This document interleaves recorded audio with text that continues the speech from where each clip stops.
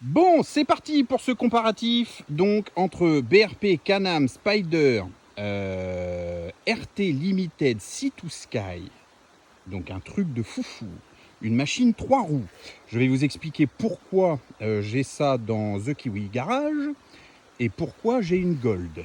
Voilà, Gold, donc Honda Goldwing Touring Airbag DCT. Dernière génération, tout confort, toute option, ceci, cela. Vous m'avez demandé un comparatif, vous allez l'obtenir. Je pense qu'on va commencer par la Goldwing. Et je vais vous expliquer pourquoi ces deux machines n'ont strictement rien à voir l'une avec l'autre, tant par l'utilisation que par la praticité, je dirais. Bon.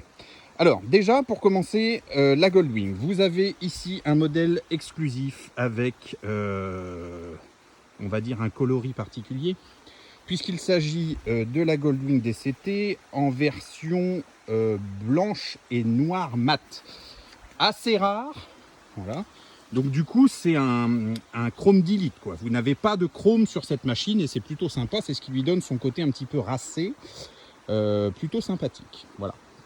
Alors, quels sont les avantages et les inconvénients de cette machine? Alors déjà, vous avez le 6 cylindres en ligne, Honda, qui est une merveille à piloter, à conduire, à ressentir, si on veut. Vous m'excuserez, elles ne sont pas très propres, l'une comme l'autre. Je viens de les sortir du garage et c'est un peu... voilà. Je crois que je n'ai ni fait les pleins, ni nettoyé mes deux machines là après m'en être servi. C'est pas à mon habitude effectivement, mais je pense que vous aurez compris que c'est pas très grave. Les avantages par rapport au Sea to Sky, je dirais dans un premier temps, la Goldwing, vous allez avoir Apple CarPlay que n'a pas PPR ici présent. Voilà. Donc Apple CarPlay sur l'écran principal ici. On branche en fait là. Hop. Je vais essayer de vous faire ça propre. On branche le téléphone là-dessus. Ici, vous avez un petit USB, vous venez brancher et vous avez l'intégralité de la lecture de votre portable, donc Waze, enfin absolument tout, hein, Waze, Spotify, enfin tout ça, directement sur l'énorme écran qu'il y a là. Donc ça, c'est plutôt un plus par rapport au Spyder Can-Am. Ici, vous avez une boîte 7 rapports DCT. D'accord. Là, c'est l'airbag dont je vous parlais. Vous voyez. Hop. Donc ici, 7 rapports et ici 6. Bien entendu, un design absolument fantastique, on peut dire ce qui est. Je pense que c'est une très belle machine. Je ne vais pas vous la montrer 36 fois sous le même angle, mais elle en jette. Donc c'est plutôt pas mal. L'airbag, que n'a pas le Sea to Sky, le Spyder. Et puis, bien entendu, si on devait parler des inconvénients de cette machine, je pense qu'ils ne sont pas nombreux. On a l'absence de poignée chauffante. J'ai bien dit de poignée chauffante, puisque le siège, lui, passager, est chauffant. D'accord. On a les poignées chauffantes et le siège chauffant à l'avant, que vous voyez ici, les poignées et le siège. Mais il y a quelque chose de plus sur le Spyder, c'est qu'il a les poignées. Hop, juste là, c'est siège, donc pilote et passager. Hop, hop. Et je vous montre juste ici. Voilà. Là, on a les poignées du pilote, du passager, pardon, qui sont chauffantes, et le siège. Ok. Donc ça, c'est quand même quelque chose qu'il manque à la Gold, qu'elle pourrait avoir, mais qu'elle n'a pas. Ici, sur la version 2020, on a quand même un petit top case qui ne permet pas de mettre deux casques intégraux, mais les casques jet passent. Hein. Je ne sais pas si vous avez vu sur mes différentes vidéos, j'ai deux casques modulables.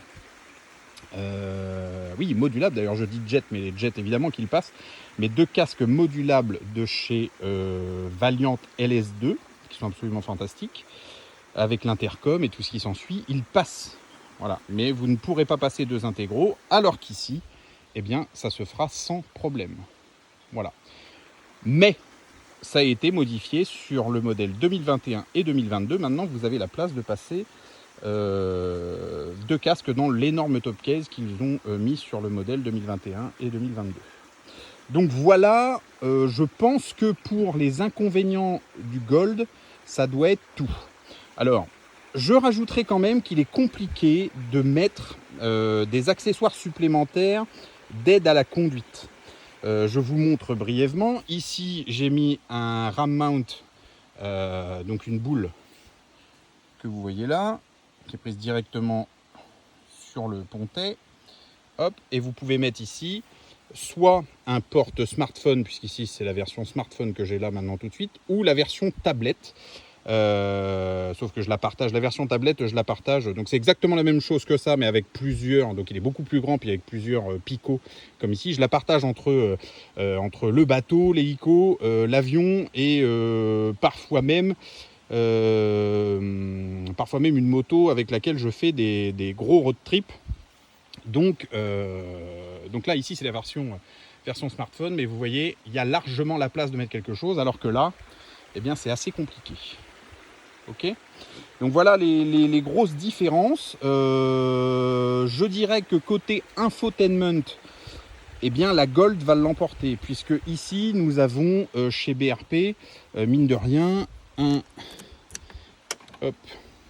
un écran qui n'est pas foufou, et c'est pour ça d'ailleurs. Donc là vous voyez bulle électrique pour les deux, hein. Là elle se met en place. Et effectivement, vous avez un écran qui est pas, voilà, c'est pas un super machin. Faut pas compter dessus pour faire des miracles. Il faut utiliser l'application BRP Go. C'est pas fou, c'est une merde intégrale même, je dirais. Et c'est pour ça que je viens en fait compléter l'intégralité de la chose directement. Hop, là ici, j'ai mon câble, un câble que vous passez là. Hop, juste là, et en fait vous avez toutes les infos, le son, tout ce qui s'ensuit. Si vous voulez pas passer en Bluetooth, vous avez câble jack et USB. Donc ça, je mettrai un point supplémentaire à la Gold pour l'infotainment. Ça c'est clair, net et précis. Le Spider, le design, je vais vous montrer quelque chose. Le mien est équipé des feux additionnels qu'on ne trouve qu'aux États-Unis, au Canada et au Québec, c'est-à-dire les tout petits feux que vous voyez ici, qui ne sont normalement pas homologués en France, mais je trouve que ça lui donne une gueule tout à fait différente. C'est absolument fou.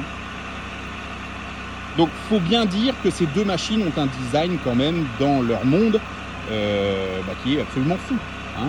Là, on a la gueule d'un Transformers un peu sympa. L'ancienne version, je ne sais pas si vous vous rappelez, c'était un petit peu la tête de Bill, du Big Deal. Voilà, Vincent Lagaffe qui doit certainement regarder, parce qu'on est amis sur TikTok, il doit sûrement regarder cette vidéo. Petite dédicace, Bill du Big Deal. Si vous regardez l'ancien modèle, eh ben, vous verrez certainement que ça lui ressemble beaucoup. C'est rétro, faisant office de ses petites oreilles et tout ce qui s'ensuit, et c'était plutôt sympa. Bulle électrique, hein, comme vous pouvez le voir, hop, elle se remet en place à mémoire. Pourquoi avoir choisi un Spider en plus de la Gold? 8 minutes 55. Je crois qu'on va faire ça sur une autre vidéo, parce que si je pars sur un autre truc, on va pas... Non, on va faire ça. 9 minutes. Je vous fais une explication de pourquoi avoir choisi cette deuxième moto fantastique en 3 roues sur la vidéo suivante. Voilà, tu swipes, ok? À tout de suite.